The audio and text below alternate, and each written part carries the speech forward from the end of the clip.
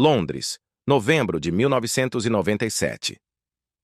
Os Bee Gees, pilares imortais da música popular, haviam desafiado a tragédia familiar, lutado contra o vício e, de maneira épica, sobrevivido à própria morte da era disco. Nada, nem mesmo a dor mais profunda, parecia ser capaz de dobrá-los. Mas, em uma fatídica noite de televisão, um apresentador conseguiu o impensável: romper seu escudo. Clive Anderson, com um sorriso que ele pensava ser engenhoso, cometeu o erro de comparar suas lendárias e etéreas harmonias com um simples personagem de desenho animado. O que o anfitrião ignorava era o peso daquele ano nos ombros dos irmãos Gibb, a dor mal disfarçada por trás de seus sorrisos e a enorme pressão que carregavam em segredo. A tensão podia ser cortada à faca. Quando Barry Gibb se levantou abruptamente no meio de uma frase, o silêncio no estúdio foi ensurdecedor. Os telespectadores testemunharam um momento histórico e incomum. A retirada durou apenas segundos, mas foi o suficiente para que se revelasse uma verdade que a banda havia mantido oculta durante décadas. Esse breve, mas dramático abandono do palco não foi um rompante. Foi o clamor de um passado forjado na luta e na necessidade. 1º de setembro de 1946, Ilha de Man. Em uma época em que o mundo tentava desesperadamente se reconstruir após a devastação da Segunda Guerra Mundial, a vida era uma lição de austeridade. A comida era racionada, a roupa era compartilhada e cada família esticava seus escassos recursos ao limite. Nesse ambiente nasceu Barry Gibb.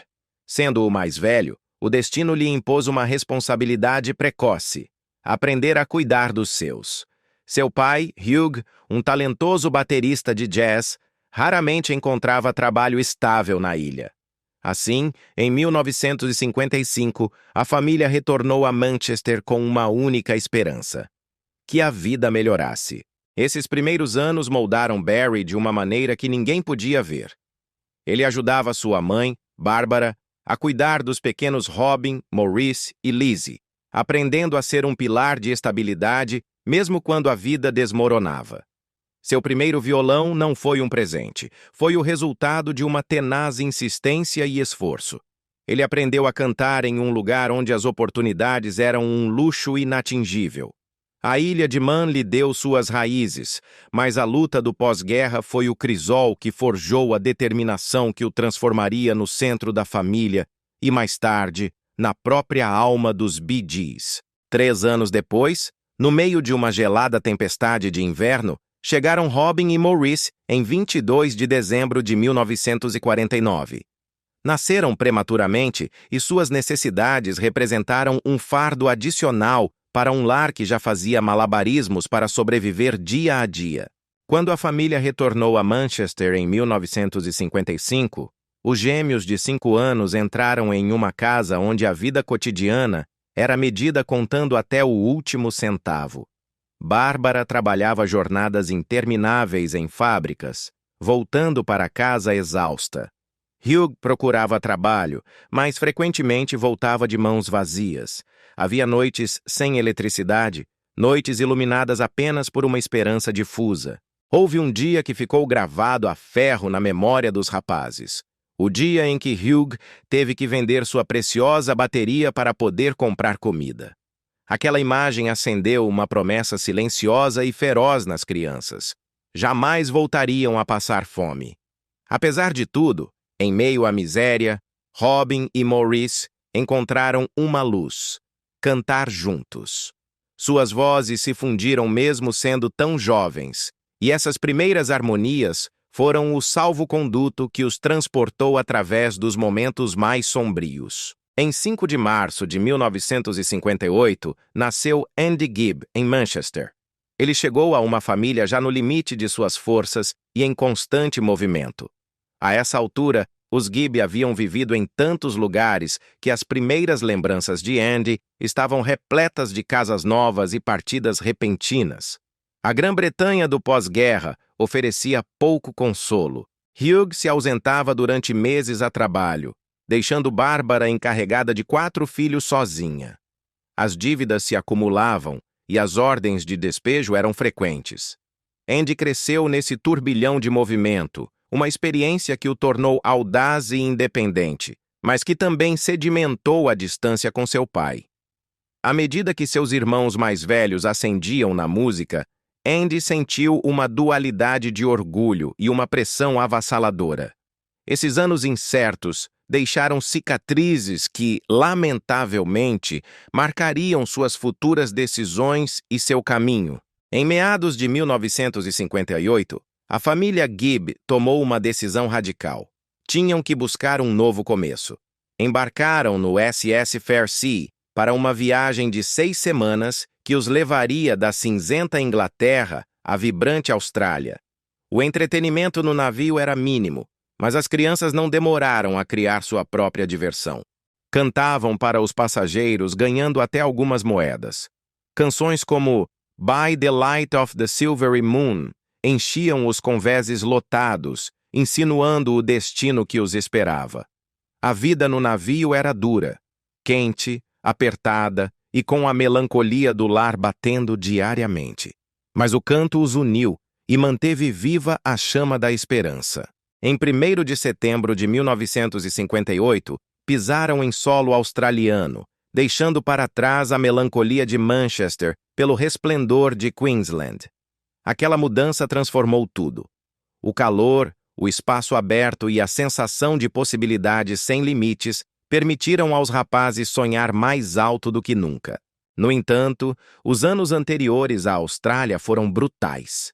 O apartamento em Manchester era terrível.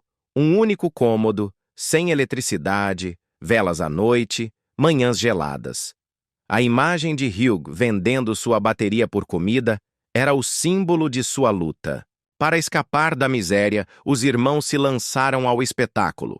Formaram um pequeno grupo de skiffle, chamado The Rattlesnakes, quando Barry tinha apenas 5 anos. Tocavam em esquinas, em pequenos salões, em qualquer lugar onde as pessoas pudessem lhes jogar uma moeda.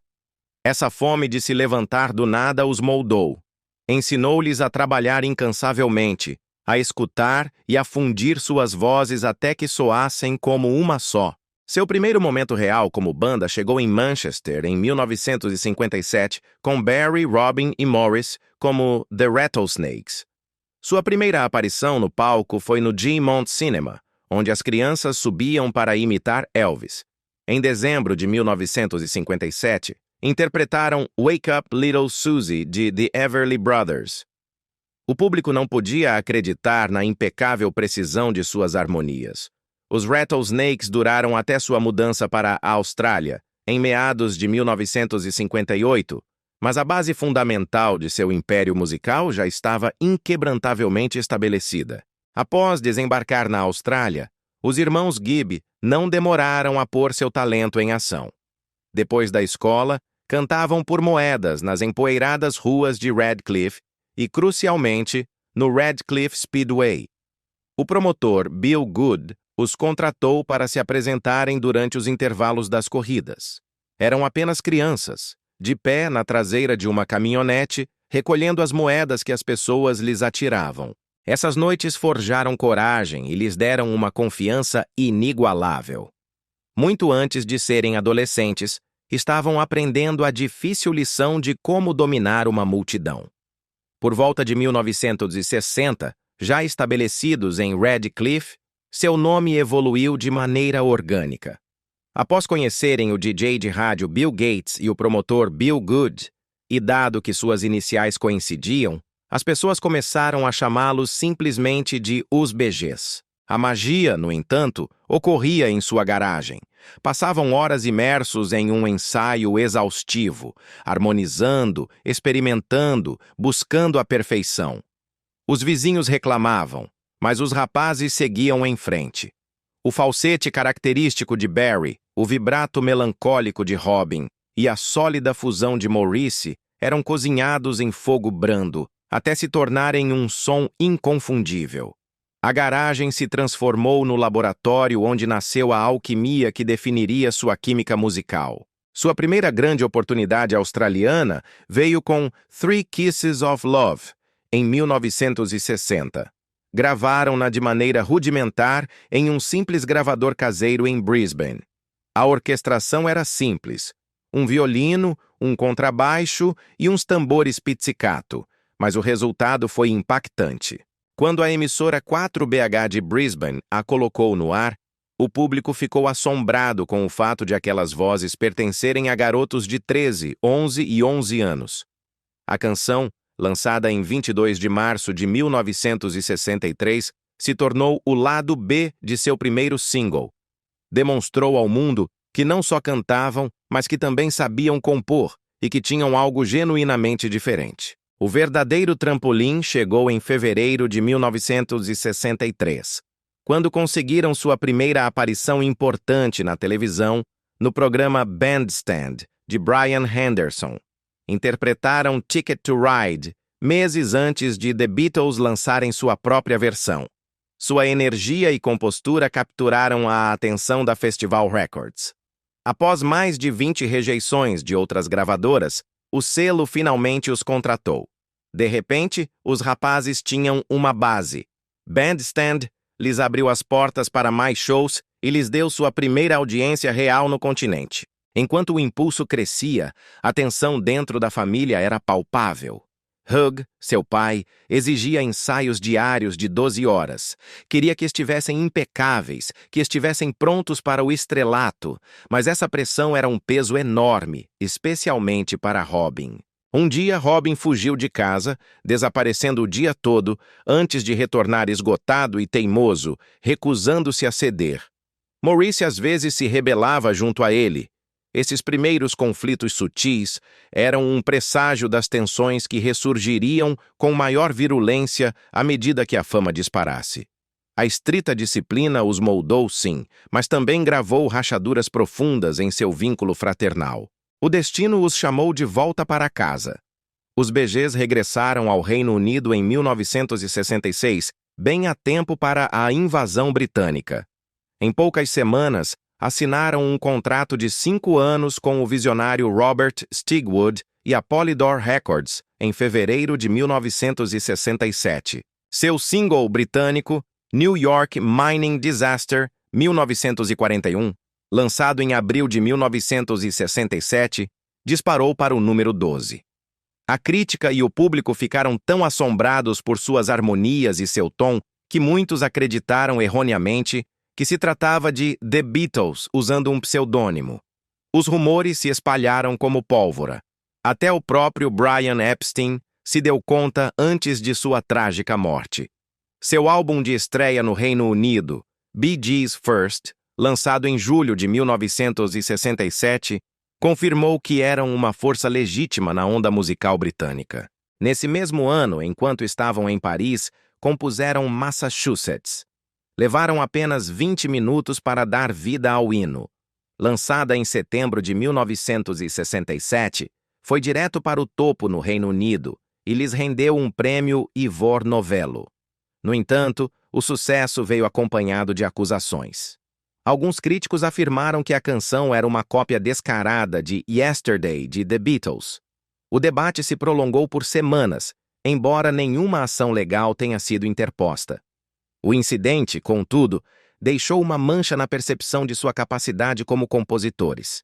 No final de 1967, ocorreu uma experiência aterrorizante. Enquanto se dirigiam à sua residência em Las Vegas, no Flamingo Hotel, seu voo sofreu uma grave avaria em um motor sobre o Atlântico. Temeram o pior. A aterrissagem de emergência os deixou profundamente em choque. Tiveram que cancelar vários shows até que pudessem se recuperar. Maurice confessaria mais tarde que o medo os perseguiu por muito tempo. O incidente se tornou parte da lenda de Las Vegas, um arrepiante lembrete de quão perto estiveram do desastre. Chegou 1968, e com ele o lançamento de Words, uma canção que alcançou o top 10 mundial. Barry a escreveu após um pesadelo sobre a guerra. Robin, recuperando-se de uma cirurgia na garganta, gravou sua parte sob o efeito de potentes analgésicos. As drogas alteraram a textura de sua voz para sempre. Embora Barry tenha acabado assumindo a maior parte do vocal principal, O resultado foi emotivo e inquietante, tornando-se uma de suas canções mais queridas. Nesse mesmo ano, To Love Somebody lhes trouxe problemas legais. A canção havia sido escrita para Otis Redding, mas após sua morte, os Bee Gees a lançaram eles mesmos. Stigwood pressionou o grupo para que iniciasse ações legais, temendo que o patrimônio de Redding pudesse contestar a autoria. Chegou-se a um acordo extrajudicial. Os críticos os acusaram de se inclinar demais para influências soul. O drama ofuscou o momento e demonstrou quão implacável podia ser a indústria. O problema dentro dos Bee Gees começou lentamente, quase em silêncio, mas no final dos anos 60, sua força era suficiente para abalar os alicerces de tudo que haviam construído. Após seu sucesso de 1969, First of May, Robin Gibb começou a se sentir marginalizado. Via Barry monopolizar mais atenção e sentia que suas próprias ideias eram cada vez mais relegadas a segundo plano. As sessões de gravação de seu álbum seguinte, no final dos anos 60, se tornaram campos de batalha semanais. As discussões eram cada vez mais acaloradas. A frustração crescia. Finalmente, em 1969, Robin Gibb se retirou. Não se foi apenas por raiva, foi para provar seu valor, para provar que sua identidade não estava atada unicamente à sombra de seu irmão mais velho. Seu primeiro single solo, Saved by the Bell, disparou para o número 2 no Reino Unido, um feito que atordoou a todos, inclusive seus próprios irmãos. Quase simultaneamente, Barry apareceu diante das câmeras para o filme da BBC, The Rise and Fall of Ziggy Stardust and the Spiders from Mars, sinalizando que ele também desejava explorar um caminho fora do grupo. De repente, os irmãos, que sempre haviam se movido como um só, navegavam à deriva. Sua unidade, que se acreditava inquebrável, se mostrou frágil pela primeira vez. A tensão explodiu logo após o Festival de Odell em 1969, quando os Bee Gees anunciaram oficialmente sua separação. Maurice foi quem mais sofreu. Caiu no alcoolismo, buscando na bebida uma forma de amortecer a dor das brigas. O cerne da disputa era simples, mas letal. Robin sentia que Barry monopolizava a composição e lhe roubava muito crédito, enquanto Barry sentia que ele era quem sustentava o grupo nos momentos difíceis. O que eram pequenos desacordos se transformaram em ferozes rixas familiares, convertendo até os jantares em noites de longas acusações e gritos. Maurice admitiria mais tarde que o peso emocional quase o destruiu, e os irmãos estiveram mais perto do que nunca de se perderem para sempre. Os fãs ficaram em choque. Os Bee Gees sempre haviam parecido uma unidade intocável. Agora, eram apenas 3 irmãos lutando por música, atenção e identidade. Era o ponto mais próximo de sua dissolução definitiva. Em 1970, tentaram sarar as feridas e se reuniram para gravar 2 Years On, na esperança de que a música pudesse restaurar o que as palavras haviam quebrado. Mas a magia não voltou. O álbum só alcançou o posto 32 no Reino Unido, um doloroso declínio em relação a seus sucessos anteriores. As sessões de gravação na Itália foram particularmente difíceis. As harmonias que antes se fundiam com facilidade, agora soavam tensas. Cada decisão se convertia em um debate, e cada letra era uma batalha pelo controle. Os críticos notaram de imediato a tensão em sua música, alegando que o grupo havia perdido o encanto que os tornava especiais. O fracasso de 2 Years On demonstrou que a irmandade por si só não podia salvar um projeto quando as velhas feridas continuavam sentadas na mesma sala. Demonstrou quão frágil sua química havia se tornado. Enquanto os irmãos mais velhos se debatiam em sua crise, Andy Gibb observava à margem. Tinha apenas 14 anos quando assinou com a RSO Records. Queria ser como seus irmãos, mas entrou em seu mundo no pior momento. O caos das turnês, as festas e a cena nos bastidores o expuseram a situações que um adolescente não deveria ter presenciado. Antes de completar 20 anos, Andy já havia experimentado com drogas. A pressão de igualar o sucesso dos Bee Gees pairava sobre ele, e a atmosfera volátil ao redor da família só piorava as coisas. Esse desvio precoce para a adicção marcou o tom das batalhas que enfrentaria mais tarde.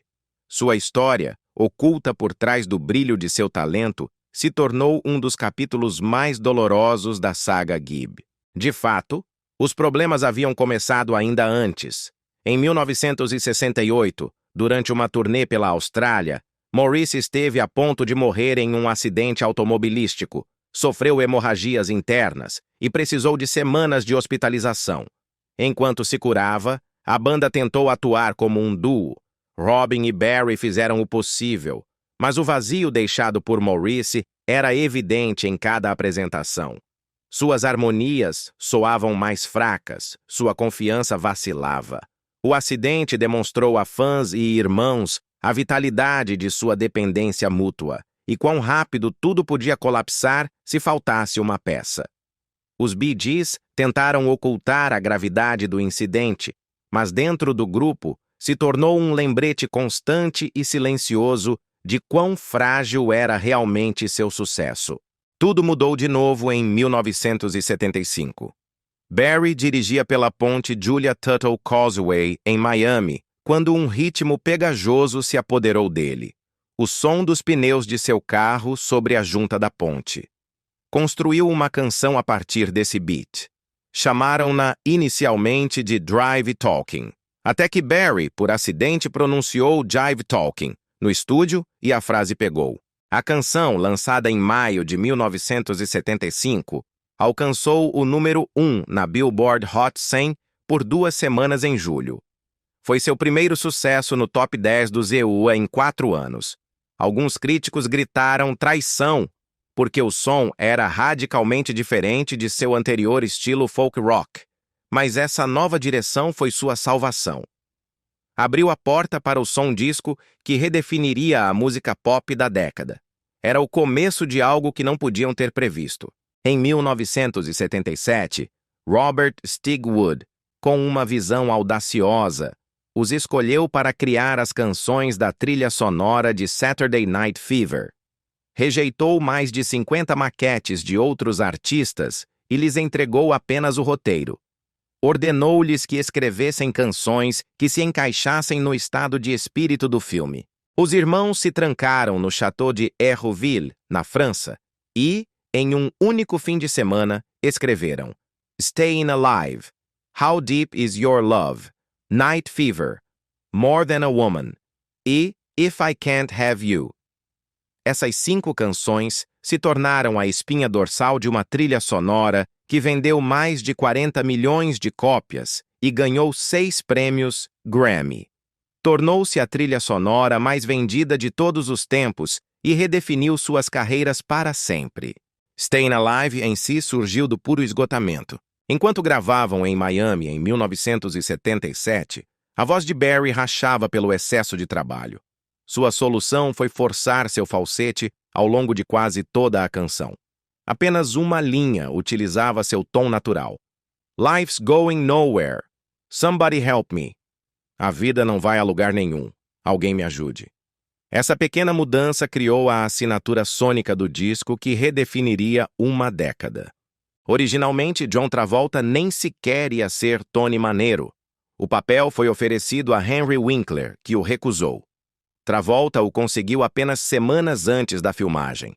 Sua atuação, combinada com a música explosiva dos Bee Gees, transformou o filme em um fenômeno mundial. Por volta de 1978, os Bee Gees estavam de novo no topo. Sua turnê mundial abrangeu mais de 200 shows e arrecadou mais de 100 milhões. Mas por trás da cortina, tudo voltava a se rachar. Robin Gibb, fumante inveterado, sofreu uma hemorragia vocal durante um concerto em Sydney. Colapsou após cantar Massachusetts e foi levado às pressas ao médico, que lhe advertiu que um único esforço a mais poderia destruir sua voz para sempre. Ele não parou de fumar. A pressão, a fama e o ritmo implacável das turnês estavam prejudicando cada um deles de maneiras diferentes e devastadoras. Depois veio a reação brutal. Em 1978, uma batida policial em uma festa em Miami os vinculou a atividades de drogas, e os tabloides do Reino Unido os rotularam como reis da cocaína. Eles negaram as acusações, mas o dano à sua imagem foi irreparável. O sentimento antidisco cresceu rapidamente e explodiu na infame Noite da Demolição Disco, em 12 de julho de 1979, em Chicago, onde milhares de pessoas viram discos serem explodidos no Comiskey Park. Foi um caos, foi ódio, e os Bee Gees se tornaram o alvo principal, apesar de estarem longe do evento. Sua imagem sofreu um golpe do qual nunca se recuperaram totalmente. A fama estava arrastando cada um deles por caminhos perigosos. Em 1979, Barry Gibb começou a tomar Valium para controlar o medo do palco. Perdeu o controle. Seu consumo chegou a ultrapassar as 40 pílulas por dia. Quando chegaram a Los Angeles, esteve a ponto de sofrer uma overdose. A equipe interveio bem a tempo. Passou um mês hospitalizado e os BGs tiveram que cancelar shows. Naquele momento, ninguém fora do círculo íntimo sabia a gravidade de sua adicção. Anos mais tarde, fontes próximas admitiram que toda a operação era sustentada com sedativos e estimulantes, sendo a dependência de Barry a mais crítica. Ele canalizava essa dor através das letras, tratando-as como terapia. Enquanto Barry lidava com sua dor em 1983, os irmãos se inclinaram para um som mais suave, um giro que culminou em uma canção que originalmente imaginaram para Marvin Gaye. Acabou nas mãos de Kenny Rogers e Dolly Parton. Islands in the Stream saiu em 1983 e se tornou um ponto de inflexão musical e pessoal. Barry admitiu mais tarde que seu divórcio moldou essa nova direção mais do que gostaria de reconhecer. Então, algo surpreendente aconteceu. Após 6 longos anos de silêncio, os irmãos voltaram ao estúdio em 1987. Gravaram ESP em Miami. O ambiente durante essas sessões não foi harmonioso. Maurice Gibb lutava contra as sequelas de anos de alcoolismo. Seu fígado estava sofrendo, e mais tarde ele se juntaria aos Alcoólicos Anônimos no início dos anos 90. Além disso, os irmãos se aventuravam pela primeira vez na gravação digital, buscando um som tecnopop alheio a eles. E, no entanto, em meio a essa tensão, criaram You Win Again. A canção alcançou o número 1 no Reino Unido e em outros países, mas estagnou no 75 nos Issemsimwa. Esse retorno deveria ter sido uma vitória, mas chegou apenas meses antes da tragédia. A celebração se desvaneceu no luto. A dor continuou. Quando gravaram seu álbum de 1989, One, o ambiente era denso. Uma carta de um fã lhes havia pedido para escreverem algo real. Esse pedido se materializou em Ordinary Lives, uma canção cheia de simplicidade e tristeza. Haviam acabado de perder Andy, e Robin Gibb enfrentava uma segunda crise matrimonial que quase arruinou a promoção do álbum. Apesar de todo esse peso, seguiram em frente. Ordinary Lives alcançou o número 7 no Reino Unido. O álbum transmitia a dor de suas batalhas privadas, mas também a esperança de que a música pudesse estabilizá-los novamente. No palco, continuavam atraindo multidões. Suas residências em Las Vegas nos anos 80 atraíram mais de 100 mil fãs, dando-lhes breves momentos de alegria em uma década marcada pela perda. Mas atrás da cortina, Andy Gibb estava colapsando. Declarou falência em 1987, esgotado pela adicção. Depois, em 10 de março de 1988, morreu em Oxford aos 30 anos devido a uma miocardite, uma condição cardíaca ligada ao abuso de drogas. O choque atingiu a família com uma força indescritível. Barry diria mais tarde que carregava a culpa de não ter ajudado mais Andy. Os irmãos cancelaram shows e o luto marcou profundamente tudo o que fizeram depois. O álbum One se tornou, em espírito, o álbum de Andy. Dedicaram-no a ele esperando que as pessoas entendessem o amor por trás de cada faixa. A dor familiar não foi sua única luta. Em outubro de 1980, interpuseram um processo de 136 milhões de dólares contra seu manager, Robert Stigwood. Acusaram-no de desviar sua fortuna e ocultar milhões em royalties de sua época disco. Stigwood respondeu com uma contra-ação de 310 milhões de dólares. A traição havia chegado ao topo de seu império. O litígio contra seu manager, Robert Stigwood, se prolongou por 6 meses, revelando uma verdade incômoda sobre o controle dos royalties, o poder e a confiança. Stigwood havia sido simultaneamente seu manager e seu empregador, uma perigosa mistura que levantou sérias dúvidas sobre a ética. Embora a ação tenha sido resolvida de forma privada em 1981, expôs a vulnerabilidade dos Bee Gees no auge de sua fama. Mesmo enquanto tentavam se reconstruir, novas frustrações os esperavam. Seu álbum de 1991, High Civilization, parecia uma continuação sólida de ESP e triunfou na Europa. O Reino Unido e a Alemanha o impulsionaram para o Top 25 e Secret Love subiu para o número 5 no Reino Unido. Mas nos Estados Unidos, o projeto desmoronou. A Warner Brothers mal o promoveu. Algumas lojas nem sequer o tinham em estoque. O álbum se arrastou até o número 166.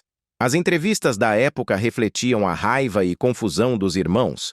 Acreditavam que o selo os havia deixado de lado, apesar do esforço na música, mas seguiram em frente, porque era a única coisa que sabiam fazer.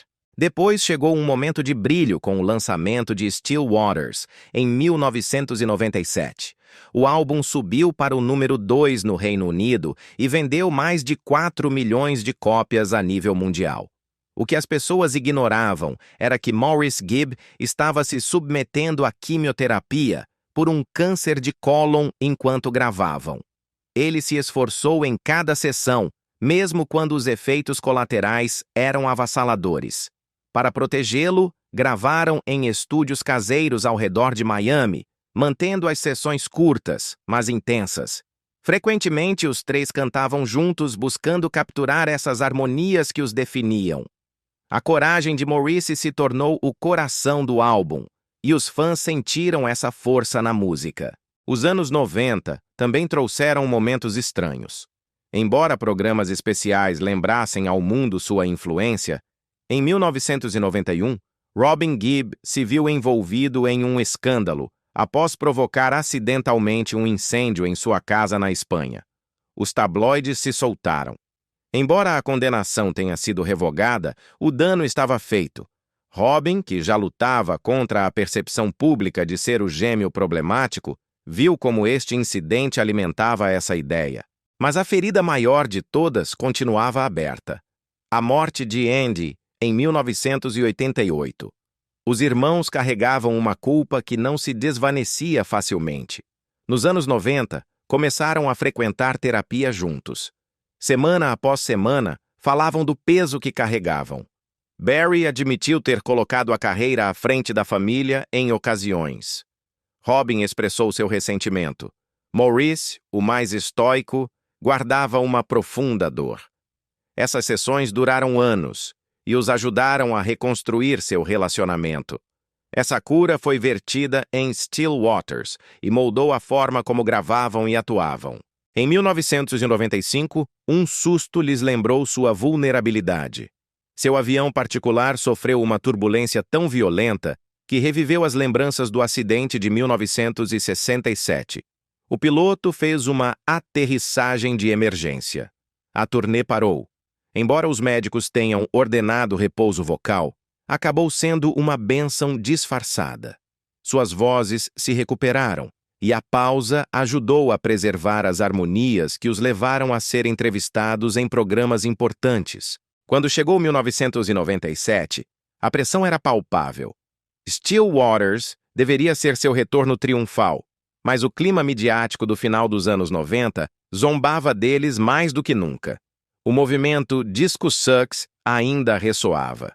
Os programas de comédia transformavam seu falsete em uma piada. Sua genialidade como compositores ficava sepultada sob as brincadeiras. Barry, aos 51 anos, carregava a maior parte do peso, pois era a voz que o público associava aos sucessos do falsete.